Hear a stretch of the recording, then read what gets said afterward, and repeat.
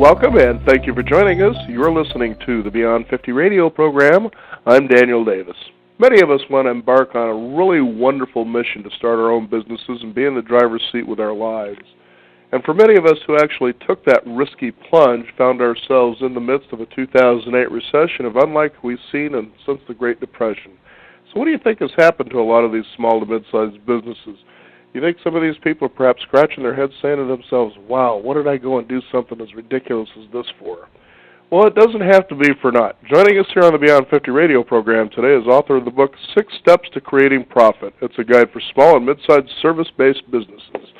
And our guest today is the founder of LPS Consulting, which helps companies manage their IT systems through their entire life cycle, from planning to the introduction of new systems and integration of existing ones.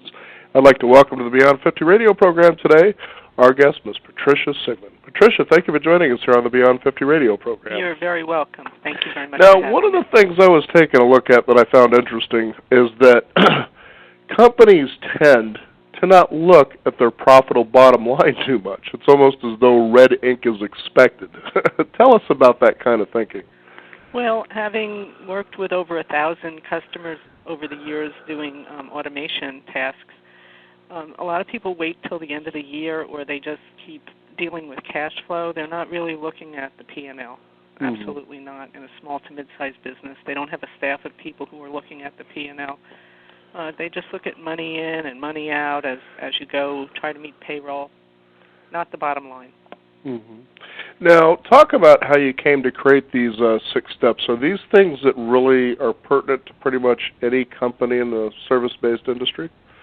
They really are. Over the years, as I worked with my own business and as I met people in startup companies, which I was a part of a startup, and automating other businesses, I found that it was very, very difficult to find advice on profit making. I mean, it was pretty usual to find advice on the business that you were doing, maybe like how to design a website or how to pave a road or how to cut lawns. But actually how to make profit in your business is pretty elusive. It's not something that's out there easy to find on the bookshelf. So over the years, I did a lot of research, put everything together, and put it into a manual for small businesses to use. Now, let's go ahead and talk about the 6 steps, if we can, kind of in an outlying way, so our listeners can at least grab something, and especially your book off the shelf, because they're a lot more extensive than I'm sure we're going to be able to cover here today. But I'll go ahead and go through each of them, and you can kind of describe a nice outlying way people should consider this. And the first one you have is changing the rules of operation. Mm-hmm. Yeah, I like to look at that as if you're just taking a master overview of what the business is doing, how you're selling, what you're selling, how you're spending, what your expenses are, just an overview. A lot of times it helps to get someone else's opinion, but sometimes you don't even notice what's going on. You might be selling something and it needs just a little tweak. For instance, you wouldn't want to be selling landscape businesses in the middle of New York City where there's nothing but big buildings. That might be like change your location. That might be that kind of advice. But pretty much I'm looking for an overview of what's going on in the business, what's going wrong, what's going right, and then changing what needs to change. Okay. Now, the next one you talk about is staying visible and connected. Now, this is really interesting because the first thing I'm sure people would think about is networking, when that's only one component of it, actually. There's a lot more to it than that. Sure. Especially for people who have been around for a long time. You get very comfortable and you think that you're resting on your laurels, and everyone knows what you're all about. Everyone knows how good you are, but that's not so. A new startup company might put a great website up there, might put all their credentials online. Maybe you've been around for 25 years. You don't even have that on your website. You don't even have a website, maybe.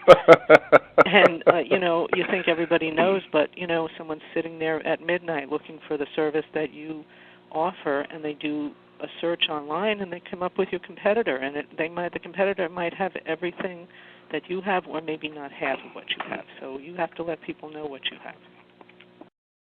Well, I think that's an interesting point, too, because, for instance, if I go to the yellow pages, which is daunting to find something, generally what you're looking for is the biggest ad that promises you the most, So you can see how something like staying visible and connected, actually being out there and being involved, can be very vital because, as anybody knows in business, one of the most vital aspects to increasing sales is word of mouth. It's probably the best form of advertising.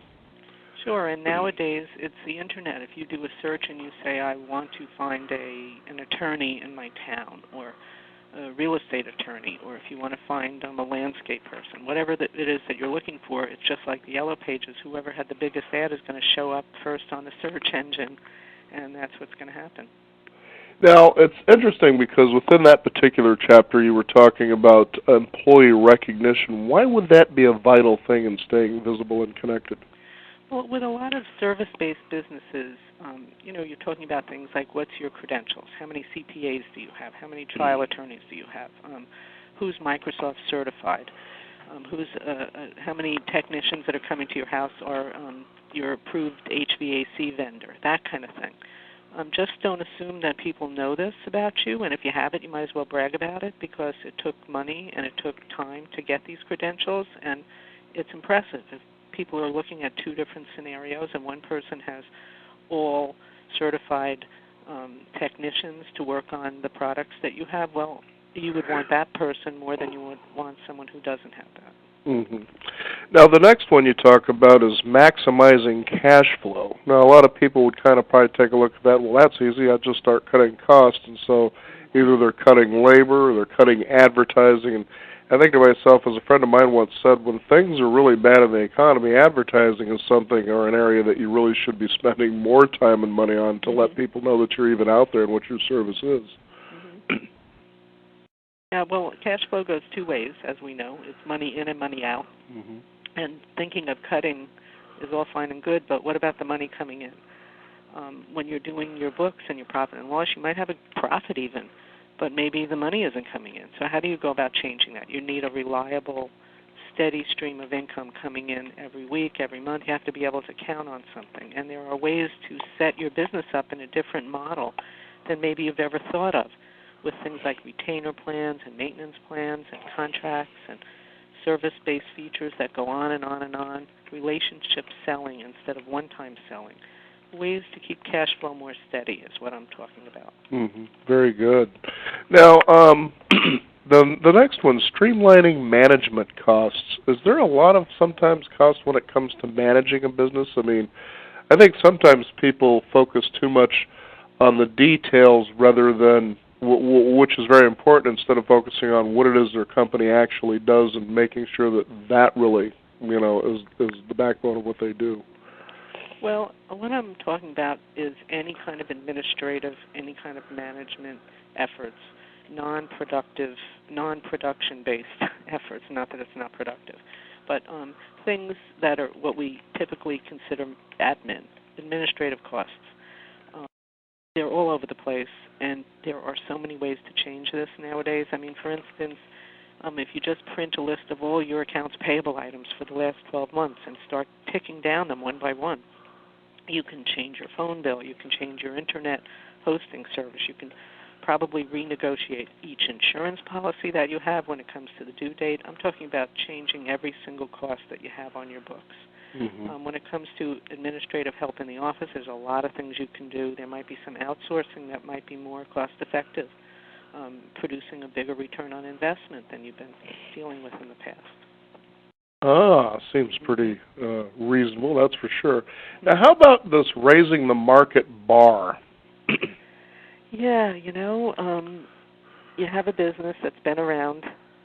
Guy, the owner, man or woman, does not know anything about the Internet. New business knows everything about the Internet. You have to go where your customers are. Where are they? They're on the Internet. LinkedIn, YouTube, Facebook, Twitter, all of these things that people might not want to even pay attention to. It's where your competitors are. You have to get involved in modern marketing if you want to have a modern business. It's inevitable. Now, why is it that sometimes people stay stuck in the same old modality of doing things and they don't want to open up to new ideas and explore new ways, as we're talking about here when you're talking about Facebook and LinkedIn? Yeah, well, it's a pain, maybe. You have to put out some extra effort. Or my way has worked this long, even though, they're not really. And if it has, so be it. But when we had a bad economy, when we had what you said in 2008 forward, a lot of people, A, went out of business, and B, started earning less money, not making a profit. 2/3 of small businesses didn't make the same profit they made the year before, if they made any profit at all. So you have to open your eyes and look at what's going on, re-engineer what you've been doing, and take the leap. Mm-hmm. I noticed too that when in your chapter deciding, what changes to be made, you really have an extensive list of questions that really get a person probably thinking in ways they would have never thought of before. And sometimes that's the thing, anybody who's owned a small business for at least a year to 5 years realizes you can really get stuck in a rut to where you see the business only in one aspect. And I see how this list of questions could really kind of shake you up a little bit and say, maybe I ought to take a look at some new ideas and innovations that would help me become successful like I once was. Yes, and that's what, if you fool around on the Internet and Google things in the middle of the night, spend a couple hours every week just looking, you get great ideas. You really do. Mm-hmm. And I like to look at companies that are not the same as your company. I use landscaping a lot because it's so relevant to me. You're an accountant. You go home, you pay your landscaper to clean your gutters, do your spring cleaning, your fall cleaning. He comes every week and mows the lawn. You don't call him when you want your lawn mowed. You'll never reach him. And that's a model that a lot of businesses can use. Like, what service do you have that can become an ongoing routine for your customers? What can you add to your service base that will become an ongoing routine for your customers so that you have an ongoing income stream? Looking at other businesses that have nothing to do with what you're doing is really eye-opening sometimes. Mm-hmm. Now, before we get to the next step, tell us how you've worked with companies and the kind of unique changes you've seen where the person said, I couldn't actually believe it was that simple. I just didn't see it that way before. Yeah, and I really don't think it's simple. I think it's everything we do in a small business is hard because there's usually not a lot of help. Usually don't never. You're the one wearing all the hats. Yeah, and people in your office, they don't want to change. They want to stay the same. They don't have the same vested interest maybe. But what I see, the number one thing that I've seen over the years is that when people don't have their numbers, when they don't have their arms wrapped around their numbers, they flounder. They don't know what to do. They don't know what's wrong. They don't know what's right. They just know something's wrong. They don't know how to fix it. Like a lot of times a business that's inventory-based will say that about inventory. I have no idea what I have. How can I continue? And they might go on for 20 years never knowing what they have. It's a constant problem. But when a business gets their hands wrapped around the profit and loss that's going on a daily basis, it changes everything because all of your decisions change. Should you hire a new person? Should you buy a new car? Should you buy new equipment? What should I charge the customer? Everything changes when you know that you're dealing with what the profit number will be. Now, I find that interesting when you talk about when we really start looking at the numbers. Is anybody who's ever played the game of Monopoly, that's all you did is you made sure that you had the money you needed to make the investments when the opportunities came, and, of course, also for the expenses when you landed on somebody else's property. But why we didn't apply that simple wisdom to what we do when it really matters when you're counting real money, when you're really paying your rent or your lease or your mortgage. Yeah, and businesses don't act like owners don't act like they act at home a lot of times. Like at home, they wouldn't maybe have no money to pay the rent or the mortgage tomorrow. Mm-hmm. But in work, in a business, sometimes they're waiting for the check to come in today in order to meet payroll today. And then you're also living on credit, or there's loans all over the place, and you owe the vendors and you owe the bank, and so it's cash flow. And it's just a picture that's not really true, is what people are looking at a lot of times. Mm-hmm.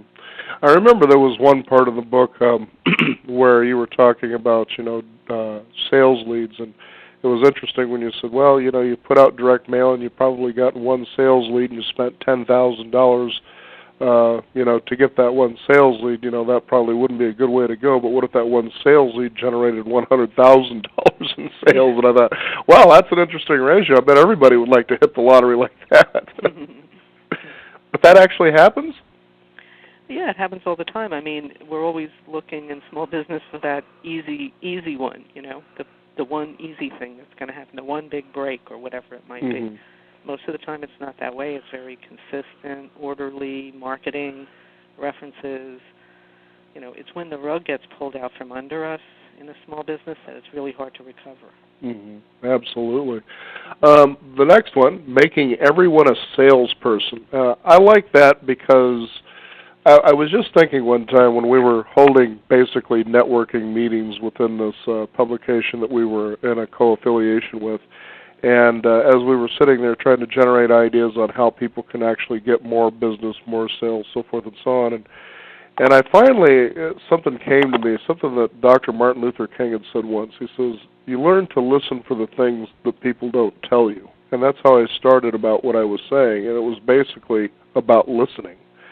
And I thought to myself, as I said this to the group, I said, how often do you listen to people and you actually hear what they're saying, and there's a way that you can help them even though it's not related to what your business does? And people looked at me like, well, why would I do that? And I thought to myself, you're always a salesperson, even if it isn't for your own business. But what happens if that one day they come across somebody that needs your service or whatever it is that you're doing in business? And the first word out of their mouths is, you got to go see this guy because he helped me solve this problem. What do you think about that? Yeah, I mean, that's a very positive, very proactive way to behave in a networking environment. Of course, you never know who you're meeting, and you never know who they're going to meet and who they're going to refer you to. Of course, that's a very positive thing to do. A lot of times what I see is that, or what we all see, is that the people who are supposed to be doing sales are doing sales. Now, the rest of the people that are sitting there, maybe it's the receptionist, maybe it's the administrator, the bookkeeper, the person that answers the phone, whatever, they don't see themselves as being vested in the selling of the product or the company, and they need to be. They need to value their job and value the business that they're working for as if they're the salesperson. We've all walked into an office. Like, I went to a new dentist recently. Everyone was so welcoming. I said, I don't get my mail. I need to have it online. They sent it online. I said, I need to only come at 3:30. Can you email it to me? Blah, blah, blah, blah, blah. Everyone was so helpful. Now, think of the other place you go to where everyone's grouchy and giving you a hard time. You say, I can't come in at 3 o'clock, and they say, well, we can only let you come in at 1 o'clock. I'm saying everything about the demeanor, the telephone voice, everything about the emails that people are sending is all reflecting on the business. Everyone must be a salesperson for the business that they work for. And I so totally agree with that because, you go into restaurants, for instance, and I've been to places where you feel like they just couldn't wait for you to show up. We'll see what we can do, even though the place is just packed full of bodies, and they'll give you a quote of, say, 45 minutes, and 10 minutes later you're sitting down, and the manager sent over an appetizer, for instance. Or you go into one of these 24-hour places, and you stand there and it says, please wait to be seated, and literally you wait to be seated because you've seen 7 or 8 people that work in this place. They've all looked at you. Nobody said, hello, how are you doing? And they walk right by, and you kind of look around like, did I just turn invisible? And this is for, a par food kind of a thing. And it's really quite amazing how that's so true, that everybody is a salesperson within a business. It is, and when you have a service business, and when one of your customers calls in and people don't return the call promptly, or when they receive an email and it's maybe written poorly with poor spelling and poor grammar, all these things are part of the scenario that means everyone's a salesperson. Completely agreed. There's just so much here that, a person can actually use in the book. As people actually implement this, they actually become successful. Well, I've worked with so many people over the years, and I'm a business owner. We're all looking for things that will improve our business. Some of them are harder, some of them are easier, but it's so often the case that aren't you really excited when you come home from a conference with 20 good ideas that you can do, that you can implement tomorrow? That's what I wanted the book to be, like a whole bunch of ideas that people can do tomorrow. They can use, they can change, they can cut their telephone bill, they can do it tomorrow. And it's not, it's not weird or strange. It's just normal, tactical, strategic, very simple things that you can do on a daily basis, things you didn't think of, and you can implement them and help to make more profit for your business. I think what I'd like to bring back up again was back when we were talking about maximizing cash flow, and it's so interesting how often you'll call a business, being in the kind of realm we are with media, is that, would you be interested in promoting your business through our service? And they'll always say, well, let me take a look at the budget, or it's not in the budget for this time. And you kind of really wonder how many businesses out there really have a budget. Do they really know what their hard costs are and what their goals are? And sometimes, more often than not, they don't really have a clue. They just throw that out there because it's a good way to tell you, why don't you call me back later? Yeah, and I mean, a budget is really important because most of us know at home how much money we need to pay our bills at home. Right. But in a business, sometimes the owner doesn't have their thumb on it. They don't know what the budget is. There's no doubt about that. I just remember our first year in business as we were brokering time with a radio station, and my wife had decided how much we were going to charge these companies for 3 months of advertising on just a weekly show. And I did the numbers, and I said, you want to take a look at this? She says, what? And I said, well, did you plan on making any money doing this, or are we just going to do this through an altruistic effort? Mm-hmm. Because she had priced it where the radio station made all their money, but there was nothing left over. Correct. I said, now, just take a look at this simple number, and you just change a little bit. And the bottom line is, since we're talking about bottom lines, is start, I guess, charging what you're really, really worth, and then give more than that. Yeah, you have to know what you're covering. Mm-hmm. And if you know it, you can make a decision. You can say, okay, I'm going to charge less. I'm not going to make any money. I'm going to do this as a loss leader. I'm going to do this to get the next sale. You can do whatever you want. But if you don't know what the numbers are, you can't make those decisions. Now, Patricia, if you can, could you give out a website if you have one where people can find out more about this? Sure. My website's davidadvisorygroup.com. Very good. Patricia Sigmund, thank you for joining us here on the Beyond 50 radio program. Oh, you're very welcome. Thank you. The book, again, is 6 Steps to Creating Profit. It's a guide for small and mid-sized service-based businesses. We thank you for joining us today. I'm Daniel Davis. This is the Beyond 50 radio program. Be sure to visit us at our website, which is beyond50radio.com, and sign up for our free weekly e-newsletter. That's the number 50. Again, thank you for tuning in, and remember, live your day past halfway.